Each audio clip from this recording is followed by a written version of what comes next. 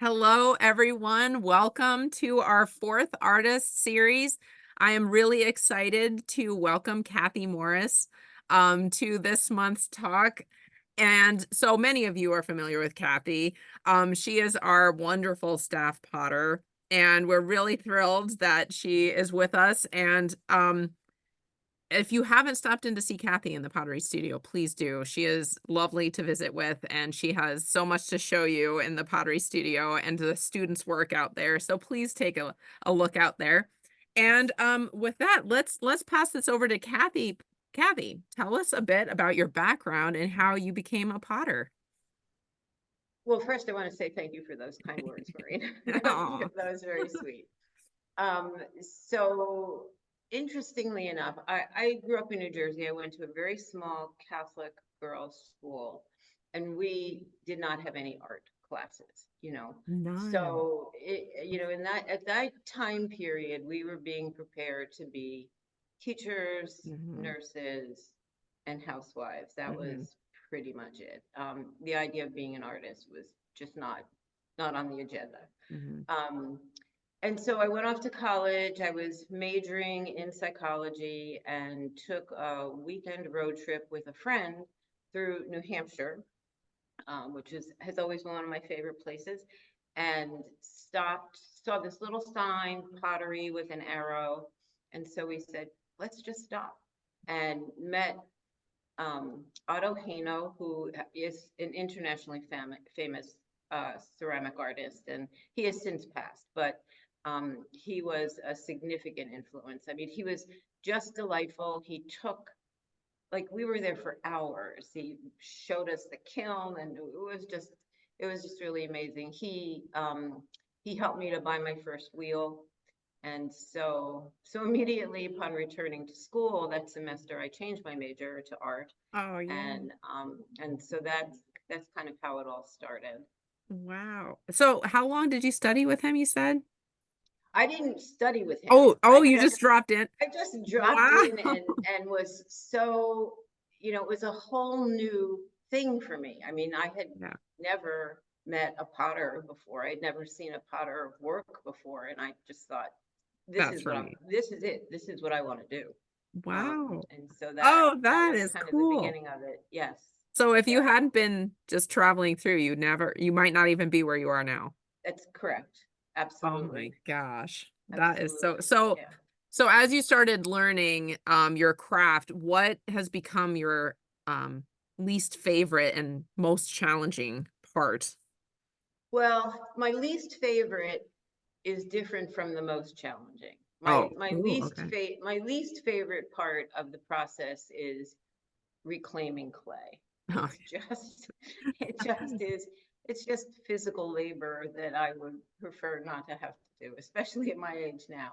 Um, the most challenging thing, well, for me as an individual ceramic artist, the most challenging thing for me is glazing. Hmm. It remains that. It has always been that, because it is, in some instances, it's an unknown. Yeah. And it's a really critical part of the process. Um, Mhm. but as an instructor, my most challenging part is um, handling other people's work. Oh, I can So, imagine. Yeah. loading the kiln is always just, it's like I just Nerve-wracking, right? cross my fingers. And yeah, I mean, and knock wood, we have not had any major issues in a long time. I mean, I Yeah. think a couple of years ago, before we got the new kiln, there were some concerns, and didn't have good fires, but Mhm. things have been going pretty smoothly. Yeah. Actually, Yeah. that's a little segue we could go down for a moment. For anybody who hasn't visited our pottery studio, do you want to just talk a little bit about what we have out there, what's available if anyone were Oh, interested? sure, Yeah. sure. And I'm really happy about where, the point to which we've evolved in Hmm. terms of a studio and what we can offer community members who might not necessarily be wanting to become potters, but also people in the area who are serious Yeah. about developing their craft and their skill as a ceramic artist. And so we have two kilns that, well, the Bailey was new, but now I'm thinking that was, that's Uh, probably getting on 7 years ago. yeah, So I know it we feels might like need it to just start happened, but we might need to start thinking about that. But we basically have two electric kilns, and we fire stoneware to cone six for those of you out there who kind of have a background. It's a mid-range fire, and it's a nice stoneware body. Um, we have 7 wheels that as of yesterday were all working. yeah. And some pedals need a little bit of adjustment, but they're all working and everything is going well. And every year, especially for the last couple of years, so I'll just throw this in, I've taken a couple of months off Mhm. and gone to New England and have worked in other studios and met other potters and looked at the way other people are setting up their studios and their process. Mhm. So we've changed things around.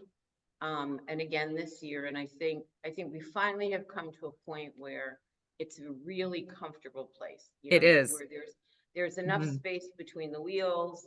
There's You beautiful know, light. There's plenty of yes, space yes. to, Oh, for the multiple studio work itself as a surfaces. pottery studio is Mhm. wonderful. Mhm. And even as a glass studio, because I Mhm. do occasionally do some glass out there with Yeah. folks. And I know we have other instructors who also use that studio for Mhm. glass, and Mhm. it's just lovely. Yeah. Um, and so for those in the audience who might not necessarily be familiar, we have opportunities for just kind of a 1 day, 2 hour experience for people who just want to say, I worked on a potter's wheel. Mhm. Um, all the way up to opportunities for individuals to develop their skill. We have classes, um, and we also have an opportunity for studio use. So for experienced potters who just want a place to work, that is an opportunity. Fabulous. Thank you. Thank you for talking about the Pottery Studio, and hopefully that'll encourage some of our viewers to come and visit. I hope so. Also putting in a plug that Kathy does teach as well. So check out our catalog and see some of the classes that she has coming up. And let's move on with our next question. Do you have any habits that help your creativity? Well, as of late, I seem to spend an inordinate number of hours at night on Instagram, Yeah. uh, following Same. other artists. But I belong to the International Ceramic Artists Network, so I get publications from them. I get videos from them. I subscribe to a couple of galleries that do wonderful kind of things like this. They do Mhm. webinars. And so they will interview a potter or a ceramic artist or a painter, because they do have some two-dimensional art there as well. Um, so, so maintaining access to other artists is really critical, I think. Yeah. With the advent of Instagram, it's opened my world, really. Yeah, All these yeah, artists I wouldn't have otherwise known about. yeah. Yeah. But over the past 2 winters, I have met some incredibly fantastic artists. And even though I've been doing this for a very long time, Mhm. constantly learning something new. That's fabulous. And I love that you're continually learning by going, as you were saying, you were away during the winter months. And so you're always looking at other pottery studios and taking classes with them, and you're just always forever. What is that? They call it life learner. So Yeah, yeah, yeah.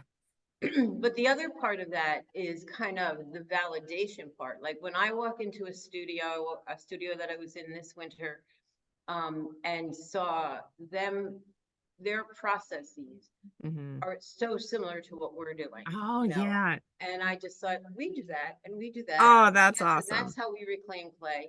And this is wonderful. So, oh yeah, we are doing it good. Yeah, We you're are, like, I'm we're, doing it. We're we're, doing it right. we're Yeah. doing it Yeah. right. So yeah, yeah. Oh, that's wonderful. So as you've been traveling around and learning from different artists and instructors, what is the best piece of advice you've received? Oh, the best piece of advice that I received was actually many, many years ago. Um, I mean, I have received good advice from a lot of people, and especially in terms of, techniques and skills, those kinds of things. But um, the best advice I received was from an instructor that I had when I was out at Tuscarora Pottery School in Nevada, and that was in the 70s. And up until then, I think in my undergraduate career, the instructors were more critical, Mhm. um, but Dennis was encouraging, supporting, excuse me. Mhm. um, and I know in some schools, some instructors and some policies are pretty strict about, you know, when you can start keeping things, when you can start firing things. I Mhm. do know of a studio where, students who are serious ceramic artists can't fire, save anything until they've made 100 of something. Oh, wow. Yeah. So, and I understand that discipline. I understand that need for discipline. Um, but Dennis encouraged us all to just keep everything, see everything from the beginning of the process to the end of the process, Mm. because play changes at every stage. Mm. And what may not look good or acceptable or whatever on the wheel, when it comes out the other end, when it's finally been through its process and it's matured, you might just love it. So, and if you don't, then you can throw then Yeah. you can throw it away. But keep everything, and maybe not everything, but keep like things that fall apart, you don't want to keep them, um but use it as a learning experience, because it's not just the throwing, it's the trimming, it's the glazing, and every piece offers you a new learning experience. Oh, I love that. Yeah. Um, and I'm thinking there's so many steps to make, so you've made the pieces behind you over your Yes. shoulder there. Yep. These. So, like, one of those bowls have multiple steps because of course there is the prepping of the clay if you need to do that, and then there's the drying times and everything. So I really appreciate hearing, stick with it to the end because there's so Yep. many steps of it that to Mm-hmm. stop Mm-hmm. halfway, you've missed those other steps and you're always you need to learn those other steps as well. Mm-hmm. So I think that's really good advice. Yeah, yeah. I mean, if something is functionally or structurally not sound, Right. you don't want to keep it. You Yeah. don't want to waste the glaze and waste the firing time. Hmm. But if it's just an aesthetic thing, then you see it through. So, Yeah. Ah, love it. So, Kathy, what are some of the themes in your work? What themes do you follow? oh, I'm really a visual person. So while I like throwing on the wheel and I like doing things on the wheel, um, I'm I'm more involved with texture. Mhm. And so I like hand building. And Mhm. right now I'm working on a series of things and experimenting with different texture and ways to present a piece that's almost a, a contradiction of textures, if Oh, that makes any sense. cool. Yeah. So that's one thing that I've recently been working on. And then I'm not sure I can even say I've been working on this because it feels like it's been 2 years and I'm not making much headway.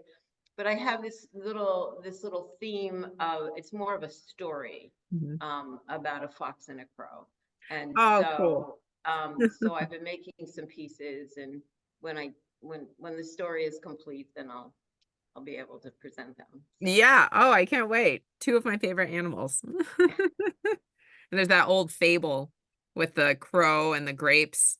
Do you know that one? I yes, think it's an Aesop's fable. yep, And the fox wants the grapes. yep. Well, in this story, they're best friends, and Ah, they go on adventures around the world. and this is all going to be in clay. Yeah. That's fabulous. I can't wait. I can't wait. Well, thank you so much. We've actually come to the end of our questions. I really, really appreciate that you would be willing to do this for us. And everybody, like I said, please visit Kathy. Please take a look at our catalog and see the classes that she has to offer. She has the schedule is up on the website. I believe it's up to date too. So the Pottery Studio schedule is under, I believe, classes and then studios, and there should be one there for pottery. Any questions on classes, please either contact Kathy or contact Marcia in the office, and her contact information is all there. Thank you so much, Kathy. And yes, thank you. That's all I have to Well, thank thank you, you. Marina. I really appreciate the opportunity to talk about this. It's good. Bravo. Thank Yeah. you very much. All right. Thank you. Bye, Thank you. everybody. Bye.